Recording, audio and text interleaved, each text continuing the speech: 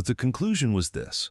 Equipment maintained with traditional plain community lubricant formulations showed wear patterns that were comparable to or superior to equipment maintained with commercial petroleum products available at the time of the study. The cost differential was significant.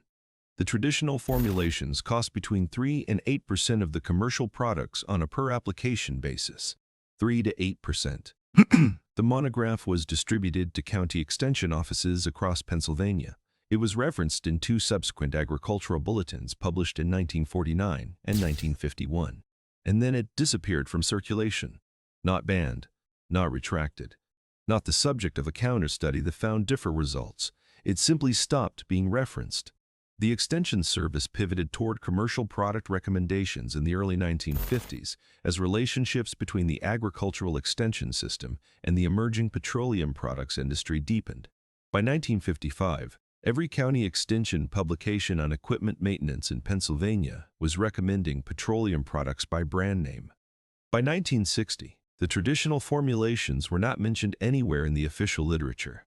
I found a copy of Groff's monograph in 2021. The librarian told me it was the only copy she was aware of outside of the Penn State archival system. She had never had a single person ask for it before me. 76 years. Not one person had asked for it. Meanwhile, the average American is paid between $15,000 and $25,000 in oil changes over the course of their adult life. Let me give you the complete formula now. The full version. Not the 2-ingredient base, but the refined 3-ingredient mixture that I found documented in Levi K's notebook and confirmed in 2 other sources from different communities in Holmes County. The base is food-grade pork lard. Rendered lard, not shortening, not hydrogenated vegetable fat.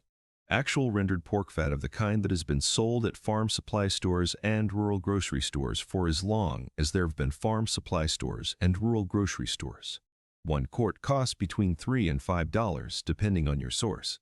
A single quart contains enough material for multiple full engine treatments on a small to medium displacement gasoline engine. Lard has a natural lubricity that matches or exceeds many petroleum-based stocks at operating temperatures below 250 degrees Fahrenheit. The chemistry behind this is not mysterious. Animal fats contain long-chain fatty acid molecules that bond weakly to metal surfaces and create a sacrificial layer that reduces direct metal-to-metal contact under pressure. This is the same principle behind the anti-wear additives in commercial motor oil. The petroleum industry did not invent the concept of boundary lubrication. They packaged it and put a logo on it and convinced you that you needed their version. The second ingredient is raw beeswax. Not processed candle wax. Not processed candle wax. Not cosmetic-grade beeswax. Raw beeswax from a beekeeping supplier or farm store, available in 1-pound blocks for around $4.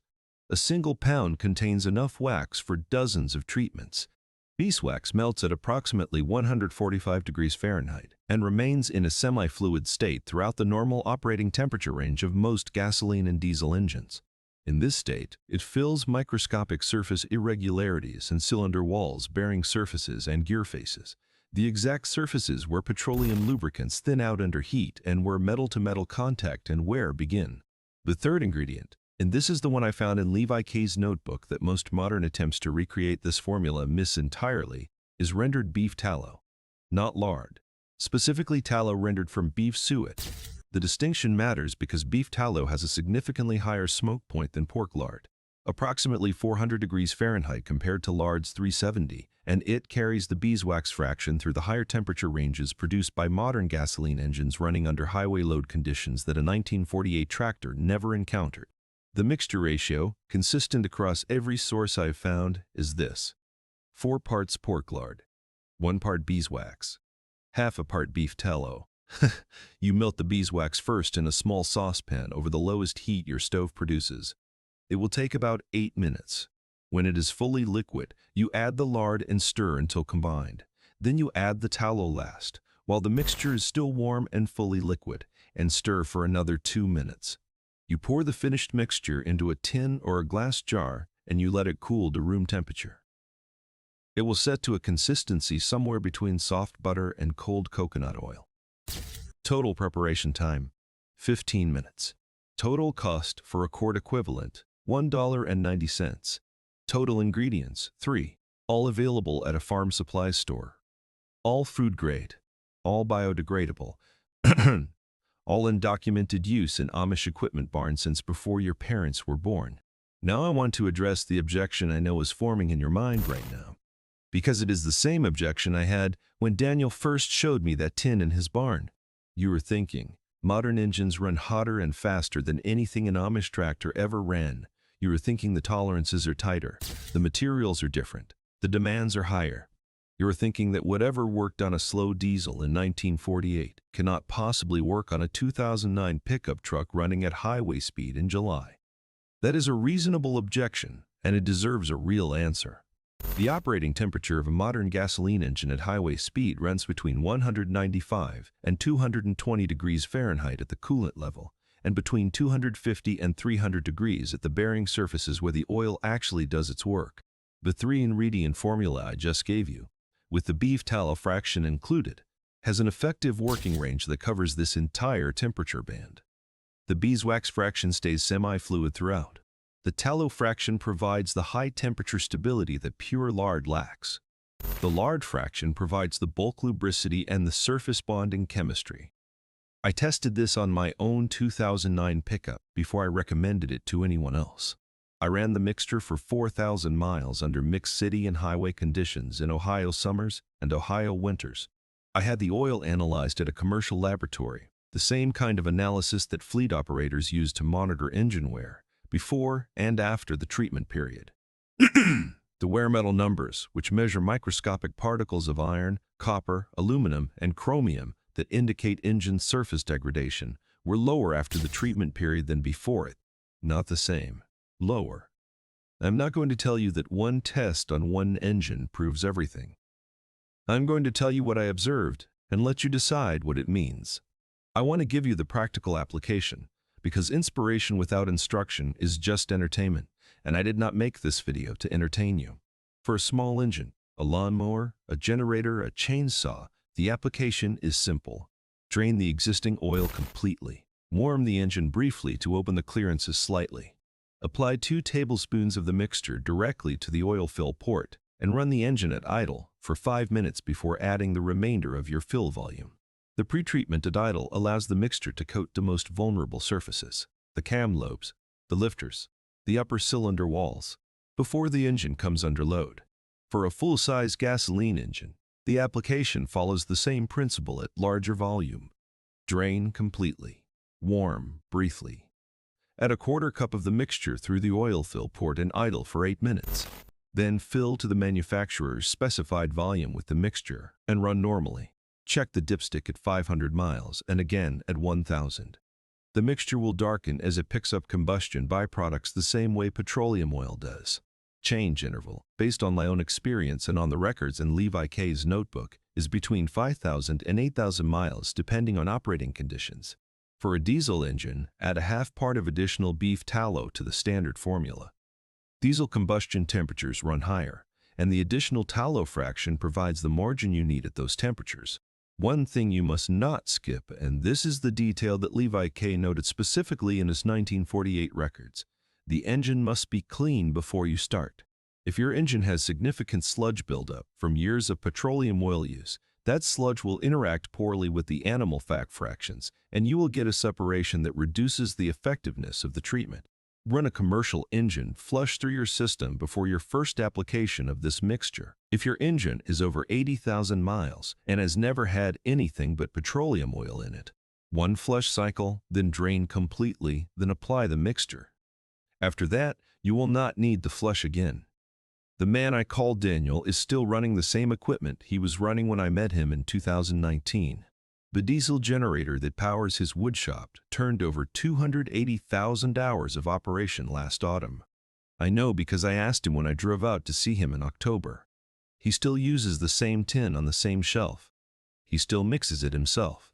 He still charges his neighbors for woodworking and not for knowledge about motor oil, because in his community that knowledge is not something you sell. It is something you hand to the next man who needs it. That is the thing about the knowledge that gets buried. It does not get buried because it stops working. It gets buried because the people who benefit from the replacement have more resources than the people who benefit from the original. The quick lube industry in the United States generates over $15 billion in annual revenue. The motor oil market generates another $12 billion. That is $27 billion per year built on a foundation that includes the belief that you cannot maintain your own engine with ingredients available at a farm supply store for under $2. They did not bury Groff's monograph with a law. They buried it with a budget. They funded the publications that promoted their products, and they stopped funding the publications that did not. The knowledge did not disappear. It retreated to the communities that never needed their funding in the first place. The Amish never needed their funding, and their equipment is still running. There is one more thing I want to give you before I close, and it is the thing that took me the longest to understand after Daniel showed me that tin. The reason this works is not just chemical. The reason this works is philosophical. Daniel does not change his oil on a schedule. He changes it when his equipment tells him to. He has developed, over decades of paying attention, a relationship with his machinery that most of us have been systematically prevented from developing. The scheduled maintenance industry does not just sell you oil changes. It sells you the belief that you are not qualified to make the judgment yourself. But the decision of when your engine needs service requires a technician, a diagnostic computer, a service reminder system, and a branded product that only they can supply. That belief is worth more to them than the oil change itself, because as long as you believe it, you will never look at a tin of lard and beeswax and ask the question that every Amish mechanic in Lancaster County and Holmes County has been asking for 75 years. Why couldn't this just be simple? It can be simple. It has always been simple. The simplicity was taken from you on purpose, one service reminder sticker at a time. Now you have it back. Tell me in the comments below which engine you are going to try this on first. Your lawnmower, your generator, your truck, your tractor. Be specific, because the next video I am putting together walks through 3 application builds in detail. Small engine, full-size gasoline, diesel, exact quantities, exact procedures, and the one additional step for high-mileage engines over 150,000 miles that makes the difference between a treatment that works and one that does not. Your comments are going to tell me which build to cover first. If you subscribe to this channel, you are not helping a number go up on a screen. You're joining a quiet group of people who decided to stop paying for knowledge that was always free. Every week I pull another piece of practical knowledge out of old notebooks and county archives and Amish equipment barns. And I put it here for the people who are ready to hear it. Next week, I am releasing something that the Amish use for rust prevention that has not appeared in any automotive publication since 1962. 2 ingredients, both in your kitchen right now. A documented track record going back to 1931 in Holmes County workshop records. It works better than anything currently sold at an auto parts store, and it costs nothing. Until then, open your hood. Look at what is in there, and ask yourself one question that nobody in the maintenance industry wants you to ask. Who told you that you needed them? Because whoever it was, they needed you to believe it a great deal more than you ever needed them. Now you know. Use it.